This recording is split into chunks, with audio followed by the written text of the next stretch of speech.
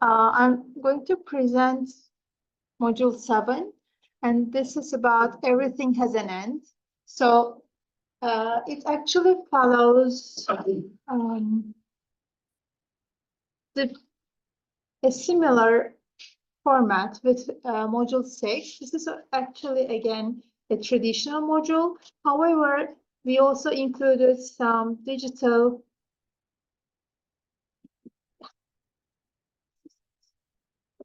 tools and activities, alternatives for this, so that we can enjoy digital tools and also have some difference in our lessons. Okay, this is it. Here again, you see all the objectives.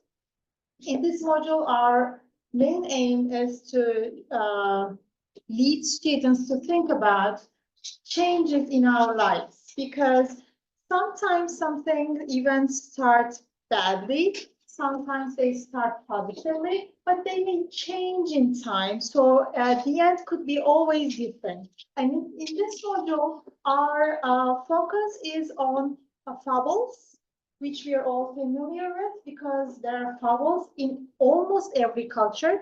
They're very traditional. They change from one culture to another.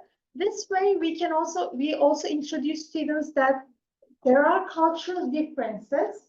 So we are all an international group here. We all have different values, different understandings, but we can understand each other.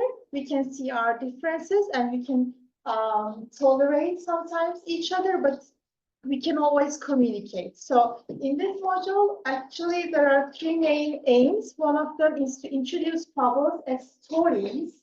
And through fables, we will introduce students differences in cultural differences.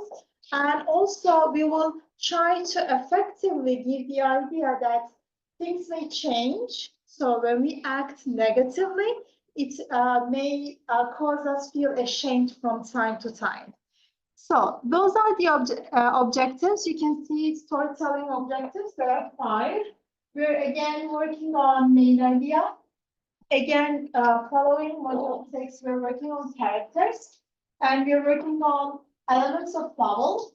And we're working on characters, but now we're creating new characters. And for effective objectives, we are working on cultural differences, understanding them, respecting them. Cooperations, again, are included in this module. And students are hopefully expected to improve their relationships with their peers, with their friends. And cognitively, students will visualize the main elements of fables, and they will define the ways of teaching in pre-literate time. So those are the web tools that are used in this module. You will need, again, computers installed. This is again 5E model, which means first we're introducing the topic with fables. Then we're exploring this fable. This is the Lion and the Mouse, which I think we're all familiar with this story. And then we're explaining fables, and then we're elaborating them. And lastly, evaluation. So first, in this activity, preparation takes a little time, just in case the teacher is not very knowledgeable about fables. So here, in the first activity, we are introducing fables not as stories, but we are starting the lesson asking the question of this. What ways did people use in the pre-literate time, when we didn't have books, when we didn't have writing, to teach? Because now education is all about writing and reading. We use literacy all the time, but what did people use for education in the pre-literate time? Then we're introducing fables as the way of teaching in the pre-literate time, because it was actually the way of teaching to give some messages, some morals, when we didn't have books, when we didn't have schools and education in its formal context. So this is the paragraph that are recommended to be read before starting the lesson itself. This is a traditional activity. So this is the question. How do you think people in the pre-literate time used to teach morals? How did they teach their children to be fair, to have justice? I don't know, to be honest. What ways did they use? Then you have the board. Students can write anything that comes to their mind. This is a brainstorming activity. So which means you're not telling this is true, this is false. Every idea is valuable. Every idea is precious to us. So we want students to just think and come up with ideas. But they may never think of fables as ways of teaching. Then you say, there are fables too. So they use actually animal stories, very short animal stories to teach morals in the pre-literate times. If you have access to digital tools, you will again use eDrawMind. And for this, as there's no previously prepared brainstorming mind map, because you will create it in your classrooms, you need to log in and then choose the way of, you can use tree map or bubble map, whichever you like to use. Then you need to hear the answers of your students and you need to write them on your own in your classroom. Then after shortly introducing fables, and here again you have all the steps, how to use the web tool. Shortly introducing fables as ways of teaching instead of just stories. Then we will use the Lion and the Mouse story as the main story. Here, if you do not have, you have all printouts like this, and you will have in the digital platform of yours, you will just print them out, and you will again have questions with those. You will hand out those PDFs, and then students can read the stories and they will work on those 3 questions. What's the main idea? What's the moral of the story? And who are the characters? And those answers are precious to us because we will work on them too. We will elaborate each one of them. So especially the Lion and the Mouse, we will then work on those characters and to change them actually. But if you have access to digital tools, maybe we can try it here. Can you scan the code? Close enough, I'm not sure. And here I will start presentation.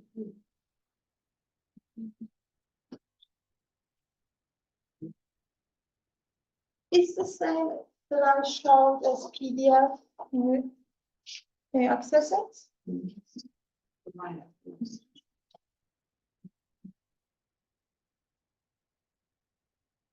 Now you're seeing the story, right?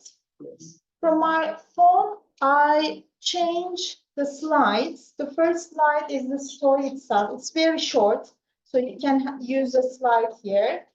When students read them, I change the slide, and now you should be seeing the question. Yeah, and students can write their answers. Then I change the question again. Sorry. Yeah. And then I change again, so it's easy to use. Students can write their answers. And the questions, again, are the same as classical ones. Although this is a previously prepared presentation, here we have the steps again. In case you would like to have a change, you would like to introduce different questions. Maybe you want to use the same web tool for a different activity. So you have steps how to use them. And now, in the 3rd step, we will identify the elements of fable. For this, first, teachers are recommended to know, as in the morning we had a session that we were introduced with those. Actually, here we have an adapt, the moral lesson. Those are the elements of vowel. In case teachers are not very familiar with those elements, just a small presentation is recommended for them to read. And if they would like, we can also present extra material. And we will introduce those elements in the lesson. After teachers are prepared, we will ask students in the traditional classroom to take out the previously distributed handouts that I showed. We will take the lion and the mouse story. Then, first we introduce the elements of vowel. Then we ask students to find the elements of vowel, the characters, the rising action, the falling action, the morals. So they will work on the vowel itself. And in the digital format, we have Padlet. You can also scan the code. You will see the lion and the mouse story there. You can add your comment or create your own Padlet from that QR code. We will again ask students to work on the elements of vowel, find all the elements and write them on Padlet instead of their notebooks.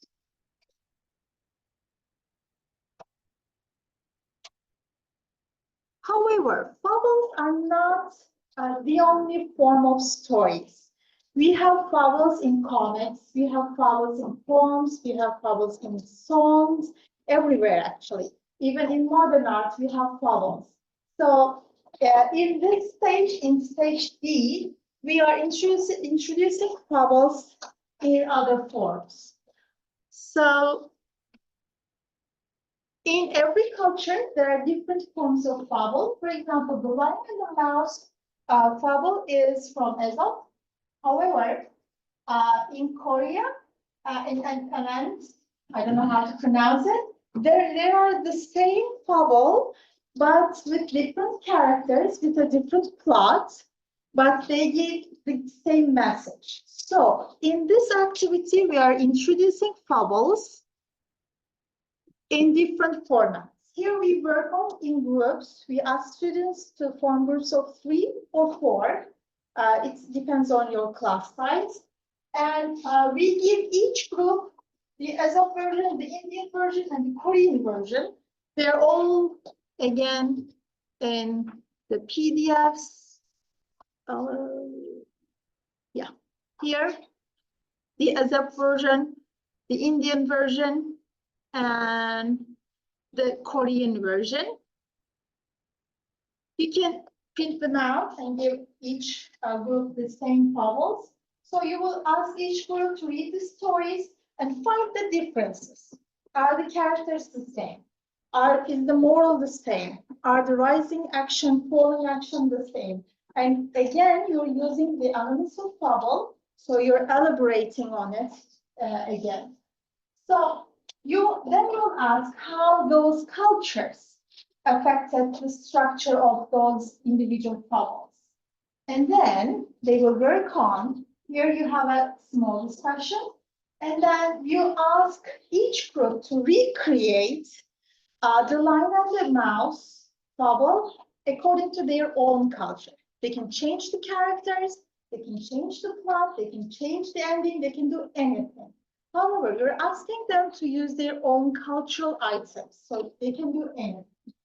So when groups have recreated their characters, ask them how they use cultural elements to recreate the characters. If you're using digital format, here with the tablet, you're going to see 3 different bubbles again. And you're using the same steps, but not with their notebooks, but on their tablets. Again, you're having groups of 3 or 4. Maybe if you would like, you can have pair work, it's up to you. On the last one.